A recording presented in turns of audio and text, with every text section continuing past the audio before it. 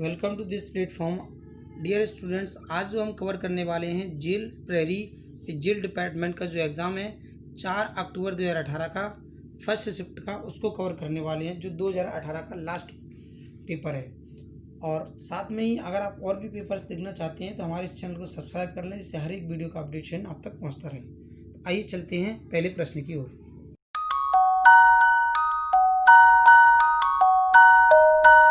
Dear aspirants, आज हम बहुत ही बेहतरीन तरीके से इन सवालों को सीखने वाले हैं। तो आइए शुरू करते हैं। फर्स्ट क्वेश्चन में हमें गिवन है कि बी की चाल ए की चाल से अधिक है। ए एवं बी की कुल चाल 7 किलोमीटर प्रति घंटे है तथा ए के द्वारा 4 घंटे में और बी के द्वारा 3 घंटे में तय की गई दूरी कुल दूरी 24 किलोमीटर है। तो ए तथा बी की चाल क्या होगी? देखिए, क्वेश्चन में हमें गिवन है कि ए और बी की कुल चाल 7 किलोमीटर प्रति घंटे है। तो आप लिख सकते हैं A plus B is equal to 7 kilometre per hour. इतना क्लियर है। अब आगे हमें क्वेश्चन में बोला गया कि यदि ए के द्वारा 4 घंटे और बी के द्वारा 3 घंटे चला जाए तो कुल दूरी कितनी तय की जाती है? 24 किलोमीटर।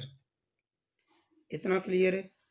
अब हमने देखा कि यहाँ पर ये जो 4 घंटे लिखा हुआ है, हम इसको क्या कर सकते हैं?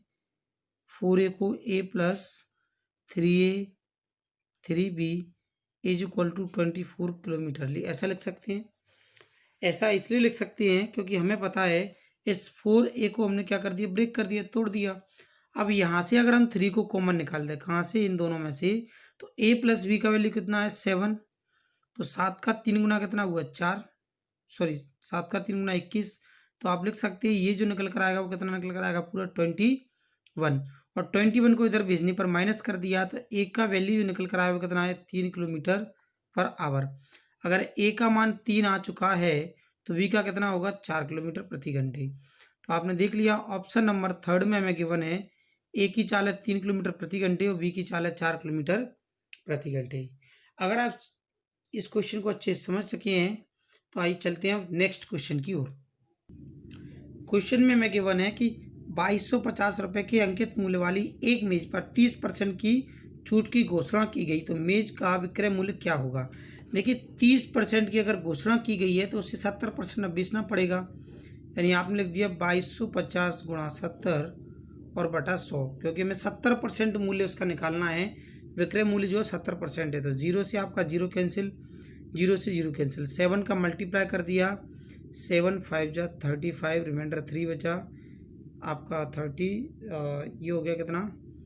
14 और 3 आपका 17, रिमाइंडर बचा आपका 1 14 1 15, यानी कि आंसर आया आपका 1575। ऑप्शन नंबर 2 इसका करेक्ट आंसर है। अगर आपको वीडियो समझ आ रहा है तो आइए चलते हैं नेक्स्ट क्वेश्चन की ओर। क्वेश्चन में गिवन है थर्ड क्वेश्चन में कि एक नाव 18 किलोमीटर प्रति घंटे की चाल से यात्रा करती है और एक दौरे में 540 किलोग्राम मछलियाँ लाती है, तो 43,200 किलोग्राम मछलियाँ पकड़ने के लिए कितने दौरे की आवश्यकता पड़ेगी? देखिए, अगर इस स्पीड से एक चक्कर लगाती है तो कितनी मछलियाँ लाती है? 540। और हमें कितनी मछलियाँ लेकर आनी है? 43,200। तो आपने कहा 43,200 मछलियाँ लानी है और एक चक्कर लगाने पर 540 लेकर आती है, तो केवल कुछ नहीं करना है, डिवाइड कर देना है। तो आपने देखा 0 से आपका 0 कैंसिल हो गया। अब आप किसी भी संख्या से कैंसिल आउट कर सकते हैं। जैसे मैंने 9 से कैंसिल आउट किया, 6 बार चला गया। इसको किया 9 से, तो 9 चौक 36, रिमाइंडर बच्चा कितना हमारा, और 7 तो 9 8 72 और 0 का ये वाला 0। 6 से फिर से डिवाइड कर दिया तो आंसर कितना आया? 8 80। यानी ऑप्शन नंबर फर्स्ट इसका करेक्ट आंसर है। 80 दौरों की जरूरत पड़ेगी, यानी 80 बार से ट्रेवलिंग करना पड़ेगा, आना पड़ेगा और जाना पड़ेगा। Total number of counts trip उसकी कितनी हो जाएंगी? 80 हो जाएंगी। आंसर इसका सही है, ऑप्शन नंबर फर्स्ट। अगर आप इस चैनल को पहली बार देख रहे हैं तो सब्सक्राइब जरूर कर लें और पास में दिए गए बेल आइकन पर क्लिक कर लें, जिससे हर एक स्टूडेंट्स को ये चीज़, इसका अपडेट आपको मिल सके। और अपने फ्रेंडों के साथ शेयर ज़रूर करें जिससे इस वीडियो का लाभ वो भी ले सकें। आइए चलते हैं नेक्स्ट क्वेश्चन की ओर। बहुत ही इजी क्वेश्चन है। जैसे इस क्वेश्चन में गिवन है -16 और प्लस का 8, तो आप क्या लिख सकते हैं इसको सिंपली -16 प्लस का 8 एंड हमने ये स्लैश लगा लिया, फिर प्लस का 8 और माइनस का 2, तो प्लस का 8 और माइनस का 2। इसे हमने जब सॉल्व किया तो ये कितना रह गया माइनस का 8, इसे सॉल्व किया तो प्लस का 6। तो आप देखते हैं कैसा कौन सा ऑप्शन है। ऑप्शन नंबर 4 हमारा करेक्ट आंसर है कि माइनस का 8 और 6, यही इसका आंसर है। बहुत ही इजी क्वेश्चन था, केवल और केवल सिंप्लीफिकेशन करना था इसके अंदर। आइए चलते हैं नेक्स्ट क्वेश्चन की ओर। क्वेश्चन में गिवन है समीकरण 9x + 3 = 0 का हल खाली स्थान है। तो देखिए इस क्वेश्चन को हम समझते हैं। सबसे पहले से हम सॉल्व करके x का वैल्यू निकालते हैं। तो क्या लिखेंगे 9x इस माइनस का 3, इस 3 को हमने इधर भेज दिया इक्वल के, तो माइनस का 3 हो गया। तो x = -3/9 या कैंसिल आउट करने के बाद लिखेंगे कितना -1/3। तो देखिए क्या ये प्राकृतिक संख्या है? बिल्कुल नहीं है, क्योंकि नेचुरल नंबर्स जो होते हैं हमारे वह कहाँ से स्टार्ट होते हैं 1 2 3 4 इस तरीके से। ऋणात्मक पूर्णांक वो होता है, केवल इंटीजर का अर्थ आपका है कि पूरा का पूरा नंबर होना चाहिए नेगेटिव में, जैसे -1 -2 -3 इस प्रकार से। काल्पनिक संख्याएं आपकी कहीं यूज होने वाली नहीं है, इमेजिनरी नंबर्स। ऐसी संख्याएं जैसे रूट के अंदर -5, रूट के अंदर -25, ऐसे डिजिट जो आते हैं वो काल्पनिक नंबर होते हैं जिनके साथ आयोटा लगा होता है। जैसे कि आपने देखा होगा केवल और केवल ये 9th 11th में मिलता है आयोटा 5, आयोटा 6, इस प्रकार से ये क्वेश्चन है, ये 9th क्लास में मिलते हैं या 11th में मिलते हैं, लेकिन ये आपके सिलेबस में नहीं आती है। तो इसका करेक्ट आंसर है क्या परिमेय संख्या, ऑप्शन नंबर 2। क्यों सही है? क्योंकि देखो जो भी संख्या आपकी फ्रैक्शन में आती है a/b के फॉर्म में, बट v का वैल्यू कभी भी 0 नहीं होना चाहिए। जैसे कि हमने देखा a/v लिख दिया और v का वैल्यू नॉट इक्वल 0, v का मान हमारा कभी भी 0 नहीं होना चाहिए। ये जो हमने लिखा हुआ है a/v, इसका वैल्यू कभी भी 0, v का वैल्यू कभी भी 0 नहीं होना चाहिए, क्योंकि 0 नहीं होने पर ये इस कंडीशन को सेटिस्फाइड करता है। तो ये हमारी जो आंसर है इसका है परिमेय संख्या। आइए चलते हैं नेक्स्ट क्वेश्चन की ओर। क्वेश्चन में हमें गिवन है कि एक बक्से में 45 बिजली के बल्ब हैं, जिनमें से 20 दोषपूर्ण हैं और एक बक्से में यादृच्छिक रूप से एक बल्ब चुना जाता है, तो प्रायिकता है कि चुना गया बल्ब क्या है दोषपूर्ण है। तो हमने देखा कि हमारे पास ऐसे कितने बल्ब हैं जो डिफेक्टिव पीस हैं, तो आपने कहा साहब 20 हैं, लेकिन टोटल नंबर ऑफ बल्ब कितने हैं 45। आपने इसको सॉल्व कर दिया, 5 से कैंसिल आउट किया तो 4 और ये आ गया 9। तो आपका आंसर है 4/9, ऑप्शन नंबर फर्स्ट आपका करेक्ट आंसर है, यही इसकी प्रायिकता होगी। आइए चलते हैं नेक्स्ट क्वेश्चन की ओर। क्वेश्चन में गिवन है कि 486 के साथ एक लघुत्तम संख्या को गुणा करके एक पूर्ण संख्या प्राप्त किया जाता, पूर्ण वर्ग प्राप्त किया जाता है, तो इस संख्या का प्राप्त वर्ग का वर्गमूल ज्ञात कीजिए। सबसे पहले हमें संख्या को पूर्ण वर्ग बनाना है, तो अभी ये पूर्ण वर्ग नहीं है, तो हम इसके फैक्टर करके इसे पूर्ण वर्ग बनाते हैं। देखिए ये हमें गिवन है कितना 486, हमने इसको सबसे पहले 2 से डिवाइड किया तो 2 4 3, अब ये 2 से डिवाइड होने वाला है नहीं, 3 से डिवाइड कर दिया तो ये आएगा 8 टाइम्स और ये आएगा 1 टाइम्स। अगेन 3 से डिवाइड कर दिया, या हम डायरेक्टली कह सकते हैं 9 से डिवाइड कर दिया। क्यों कर दिया? क्योंकि हम पेयर बनाना चाहते हैं। तो देखिए ये पेयर कंप्लीट हो चुका है। अब ये 3 का 2 गुना 6, यानी हमारे पास जो फॉर्मेटली बचा हुआ है 6 ऐसा नंबर्स बचा हुआ है जिसका क्या हमारे पास फैक्टर नहीं बन रहा है। देखिए अगर रूट में लिखते हैं तो ये क्या लिख दिया हमने 9 9 2 3, यानी इसको अगर हमें रूट से बाहर निकालना है, पूर्ण वर्ग बनाना है, तो गुणा कितने से करेंगे हम 6 से करेंगे, क्योंकि इसका पेयर बन गया, इसका बन गया, 2 का नहीं बना, 3 का नहीं बना, 2 3 कितना हुआ 6। तो अगर हम इसमें 6 का गुणा और करते हैं तो पूर्ण वर्ग बन जाएगी और रूट से बाहर निकल जाएगी। अब रूट से बाहर जो निकल कर आएगा वो क्या आएगा 9 गुणा 6, 9 का 6 गुना कितना हुआ 54। तो हमें यही पता करना है कि अगर ये पूर्ण वर्ग बना दी गई है तो उसका वर्गमूल ज्ञात कीजिए। देखिए पूर्ण वर्ग हमने 6 का गुणा करके बनाया, और जब इसको हमने पूर्ण वर्ग बना दिया रूट से बाहर निकाला तो कितना निकल कर आया है, हमारा निकल कर आया है 54। ऑप्शन नंबर 3 इसका करेक्ट आंसर है। आइए चलते हैं अब नेक्स्ट क्वेश्चन की ओर, और वीडियो को पूरा का पूरा देखिएगा। आपको इस वीडियो के अंदर आगे एक बहुत ही मुख्य जानकारी मिलने वाली है, बहुत ही इंपॉर्टेंट इन्फॉर्मेशन आपको मिलने वाली है। तो आइए चलते हैं नेक्स्ट क्वेश्चन की ओर।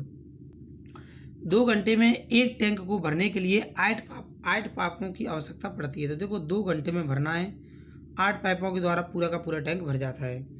इस बार आपको क्या है, 5 पाइपों का प्रयोग करना है और टाइम ज्ञात करना है कितना लगने वाला है। तो आपने लिख दिया टी, इन दोनों का मल्टीप्लाई कर दिया तो कितना आ गया 16/5 घंटे, बट ऐसा ऑप्शन दिए ही नहीं है। तो आपने इसका इसमें डिवाइड कर दिया तो ये चला गया कितनी बार, 3 घंटे और 1/5। तो 1/5 घंटे को मिनट में चेंज करते हैं। देखिए मिनट क्या होता है हमारा, 60 होते हैं। तो 60 से हमने 60 में हमने 5 का डिवाइड कर दिया, क्योंकि इसका इसमें भाग लगाओगे तो एक शेषफल बचेगा जो ये लिखा हुआ 1/5, और आपने इसमें 60 का गुणा कर दिया तो ये चेंज होकर आपका बन जाएगा 3 घंटे, और 5 से जैसे ही डिवाइड किया तो ये निकल कर आएगा कितना, 12 मिनट, जो कि ऑप्शन नंबर फर्स्ट में हमें गिवन है। तो हमारा करेक्ट आंसर है ऑप्शन नंबर फर्स्ट। आइए चलते हैं नेक्स्ट क्वेश्चन की ओर। इस क्वेश्चन में गिवन है कि एक विमान समुद्र तल से, मान लीजिए कि ये तो हमारा क्या है, पृथ्वी है, और ये हमारा समुद्र है नीचे की ओर, यानी समुद्र का तल इसी को मानेंगे जो पृथ्वी होगा, क्योंकि पानी यहीं तक भरा होगा। अब है क्या, इसमें बोला गया है कि समुद्र तल से 6000 मीटर की ऊंचाई पर उड़ रहा है एक विमान, यहाँ पर उड़ रहा है, यहाँ मान लीजिए विमान है, क्या ये विमान है, और इसकी ऊंचाई कितनी है, 6000 मीटर, यहाँ से भूमि से या जल के तल से, समुद्र के तल से। एक विशेष बिंदु पर यह समुद्र तल से नीचे विमान की 1/4 भी ऊंचाई पर पनडुब्बी तैर रही है। मान लीजिए यहाँ पर एक पनडुब्बी तैर रही है जो विमान की ऊंचाई का कितना, 1/4। इसका अगर आप 1/4 करेंगे तो कितना आएगा, 1500। तो आपने देखा कि ये विमान है और ये पनडुब्बी है, तो इन दोनों के बीच की दूरी क्या होगी, लंबवत, यानी बिल्कुल परपेंडिकुलर में पता करना है।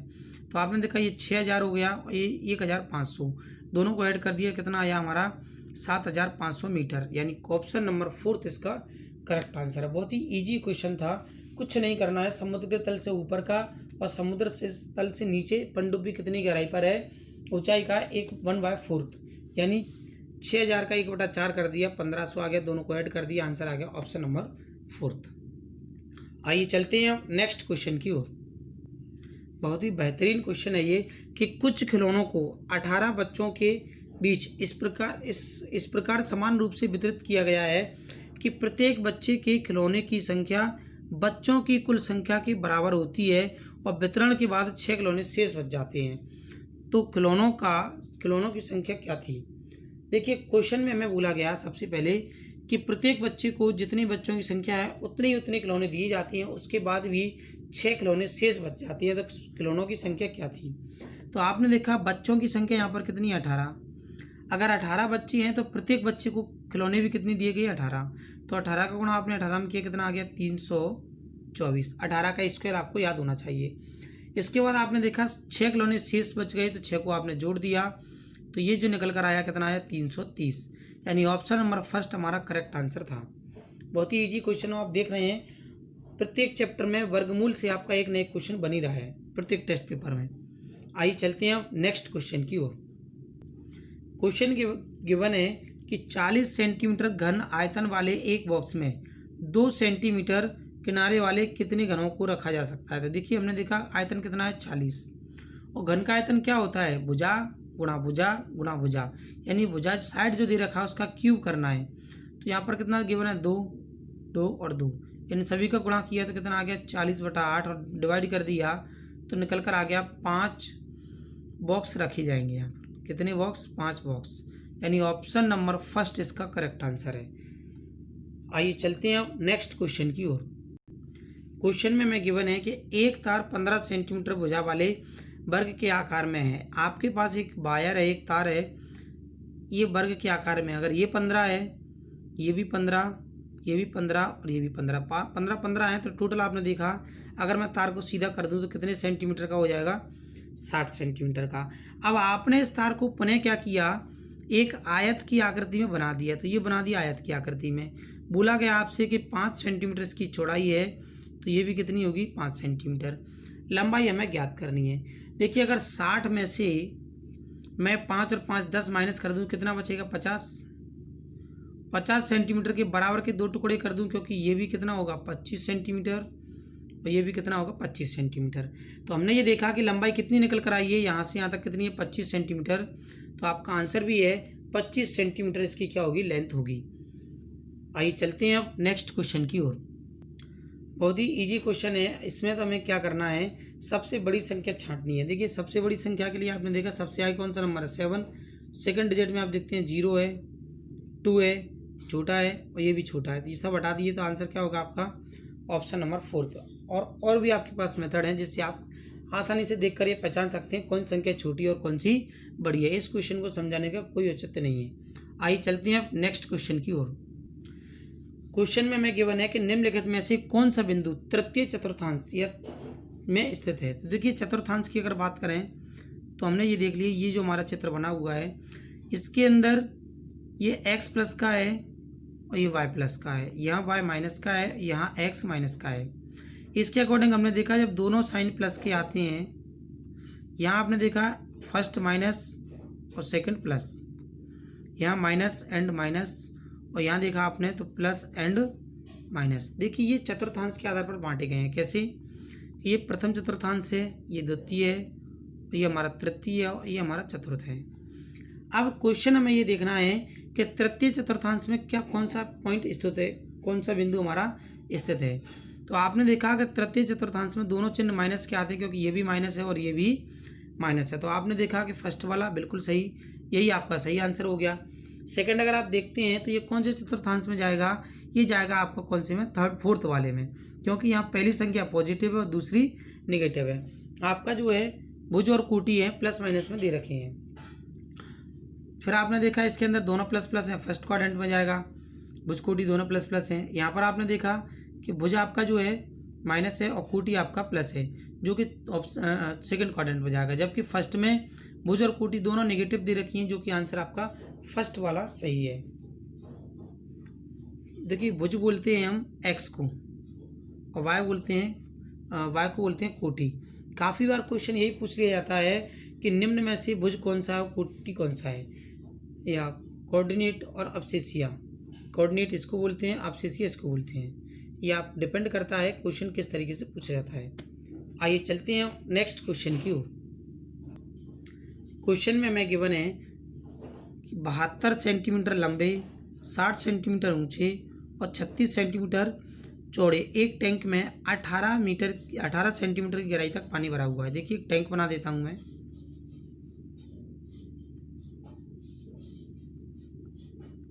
तो हमने देखा लंबाई कितनी है 72, चौड़ाई कितनी है, सॉरी ऊंचाई कितनी है 60 और चौड़ाई ये वाली है, तो ये दे रखी है कितनी 36।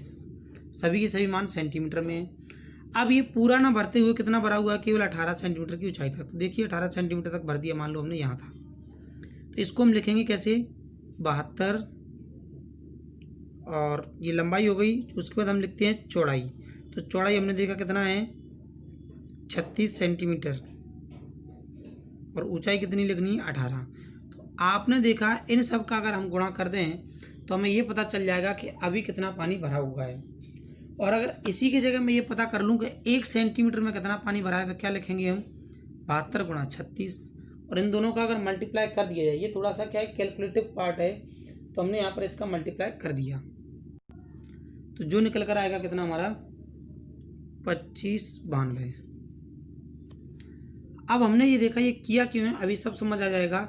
हमें इसके अंदर क्या करना है, एक धातु डालना है जिसकी लंबाई कितनी है 48 सेंटीमीटर, ऊंचाई कितनी है 36 और गहराई और चौड़ाई कितनी है 15।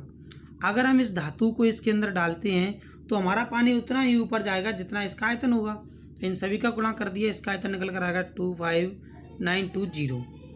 तब आपने देखा कि अगर 1 सेंटीमीटर उसकी चौड़ाई ऊंचाई होती तो इतना बढ़ता, और इतना बढ़ रहा है, यानी कि इसका डिवाइड हम इसमें कर देंगे तो हमें ये पता चल जाएगा कि इस टैंक में कितना पानी ऊपर बढ़ने वाला है।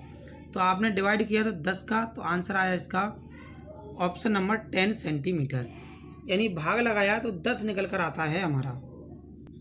तो इसका हमने इसमें डिवाइड किया तो निकल कर कितना है 10 सेंटीमीटर। तो यही इसका आंसर है कि पानी का स्तर 10 सेंटीमीटर बढ़ जाएगा। आइए चलते हैं नेक्स्ट क्वेश्चन की ओर। क्वेश्चन में हमें गिवन है कि -5 का पावर 5 -5 का पावर 6 इंटू 5 का पावर 2, इन सबको सॉल्व करके लिखना है पावर के फॉर्म में।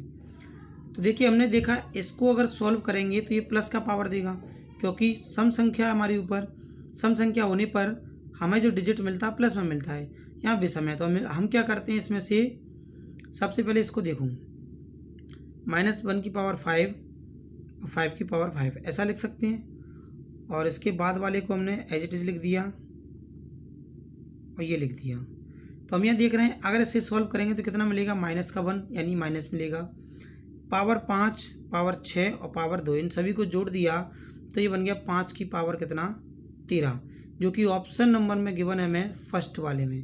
तो आंसर सही है इसका ऑप्शन नंबर फर्स्ट। आइए चलते हैं 17वें क्वेश्चन की ओर।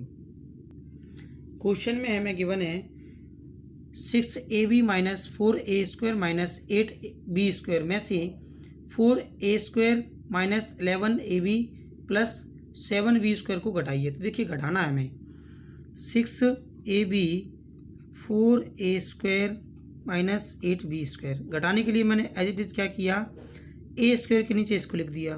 देखिए प्लस का है तो माइनस का हो जाएगा, ab को यहाँ लिख दिया मैंने, माइनस का था प्लस का हो जाएगा, और इसको मैंने यहाँ लिख दिया प्लस का था तो माइनस का हो जाएगा। सॉल्व कर देते हैं तो ये दोनों जुड़कर कितने हो गए हमारे 17ab, ये वाला पार्ट हमारा माइनस का 8a², ऐसे सॉल्व किया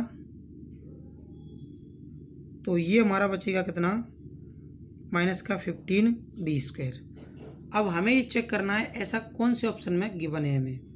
देखिए ऑप्शन फर्स्ट तो हमारा है नहीं, सेकंड की अगर बात की जाए तो सेकंड में हमारा ये प्लस का है, ये भी प्लस का है और ये माइनस का है, यानी कि इसको अगर हम होल्ड कर दें तो और भी आगे ऑप्शन चेक करते हैं तो ये वाला हमारा माइनस है, ये प्लस है और ये, यानी ऑप्शन नंबर थर्ड हमारा सही आंसर है। आगे पीछे समराइज करके लिखा है तो उसने सबसे पहले वी वाला पार्ट लिख दिया, उसके बाद उसने a+b वाला लिख दिया और माइनस में लास्ट में ये वाला लिख दिया, यानी इसको समराइज करके हमने ये पार्ट में लिख दिया, यानी ऑप्शन नंबर सी हमारा थर्ड वाला करेक्ट आंसर है। आइए चलते हैं 18वें क्वेश्चन की ओर। इस क्वेश्चन को अगर हम सॉल्व करें तो सबसे पहले देखा है a की पावर -2, यानी हम इसको और -2 का मल्टीप्लाई किया तो कितना आ गया, 4 आ गया। देखो इस -2 का मल्टीप्लाई -2 में किया तो पावर प्लस का 4 हो गया। आपने देखा यहाँ पर माइनस का पावर कितना रहेगा, -2 रहेगा। इतना क्लियर है। और आगे चलते हैं, माइनस का पावर 3 दिया है तो a की पावर -3 और b की पावर -3, फिर -1 दिया है तो a की पावर -1 और b की पावर प्लस का 5 हो गया। अब आपने ये देखा a के ऊपर पावर कितनी है, तो देखिए -3 और -1, ये प्लस का 4, यानी ये वाला पूरा पार्ट क्या हो गया आपका 1 बन गया। या हम ऐसे कह सकते हैं कि a की पावर प्लस का 4 और माइनस का 4 और b की पावर देखिए ये -2 है और ये -3, यानी -5 और प्लस का 5, ये पूरा पार्ट भी 1 हो गया, 0 हो गया, ये भी 0। किसी भी संख्या की पावर अगर 0 हो तो हमारा आंसर क्या निकलता है, उसका आंसर निकलता है 1। तो आपका आंसर इसमें सही है ऑप्शन नंबर फर्स्ट, जिस पर लिखा हुआ है 1। आइए चलते हैं नेक्स्ट क्वेश्चन की ओर। देखिए सबसे महत्वपूर्ण बात ये थी कि आपके जो है कल से 2017 के ओल्ड प्रीवियस पेपर स्टार्ट होने वाले जिल प्रहरी के। 2018 का ये लास्ट पेपर था, इसके बाद कंटिन्यू करते हैं 2017 के पेपरों को। आइए देखते हैं इस क्वेश्चन को। तो इस क्वेश्चन में हमें गिवन है कि इसे सॉल्व करना है और इसका आंसर निकालना है। तो देखिए अगर इसे सॉल्व करते हैं गुणा करने के बाद बहुत ही लेंदी क्वेश्चन हो जाएगा, क्योंकि इतना बड़ा कैलकुलेशन कौन करेगा। एक इसमें लॉजिक छिपा हुआ है। लॉजिक क्या छिपा हुआ है देखिए, अगर हम लास्ट डिजिट लें यानी 2 और 3 इन दोनों का गुणा करें कितना आएगा 6। और अच्छी बात यह है कि 6 के ऊपर आप पावर कितना भी लगा दें लास्ट का डिजिट 6 ही आएगा। आप देख रहे हैं ऑप्शन नंबर फर्स्ट में केवल ये सही है, बकाया किसी भी ऑप्शन में लास्ट का डिजिट आपका 6 नहीं है। तो आपका करेक्ट आंसर कौन सा होगा, ऑप्शन नंबर फर्स्ट। अगर आप कैलकुलेशन करेंगे इसका गुणा करके तब भी आंसर यही निकलने वाला है। आइए चलते हैं लास्ट क्वेश्चन की ओर। क्वेश्चन में हमें गिवन है कि x को 128 से गुणा किया जाता है। तो आपने देखा x को हम कितने से गुणा कर देते हैं, 128 से, ये कर दिया तो गुणा में लिख दिया। और जो प्राप्त गुणनफल है उसको 360 से घटाया जाता है। तो ये मिला हुआ है, इसको कितने से घटाना है, 360 से। तो आपने माइनस कर दिया। अब यहाँ से हम चेक करते हैं कि आंसर कितना निकलने वाला है। तो ये जो मिलने वाला है ऑप्शन नंबर 4 पर हमें मिलेगा। तो ये आपका पूरा का पूरा 2018 का लास्ट जो 4 अक्टूबर का एग्ज़ाम था कवर हो चुका है। देखिए मुख्य जानकारी मैंने क्वेश्चन नंबर 15 से लेकर के क्वेश्चन नंबर 20 तक के बीच में दे दी है। और अगर आप और भी पेपर्स को देखना चाहते हैं तो हमसे जुड़े रहें, और जो चैनल को पहली बार देख रहे हैं सब्सक्राइब जरूर कर लें, पास में दिए गए बेल आइकन पर क्लिक करें, जिससे हर एक वीडियो का अपडेट आप तक पहुंचता रहेगा। और डेली मॉर्निंग में आपके लिए करंट अफेयर्स का वीडियो तैयार होता है, जिसे आप सुबह जाग करके देख सकते हैं। Thanks for watching.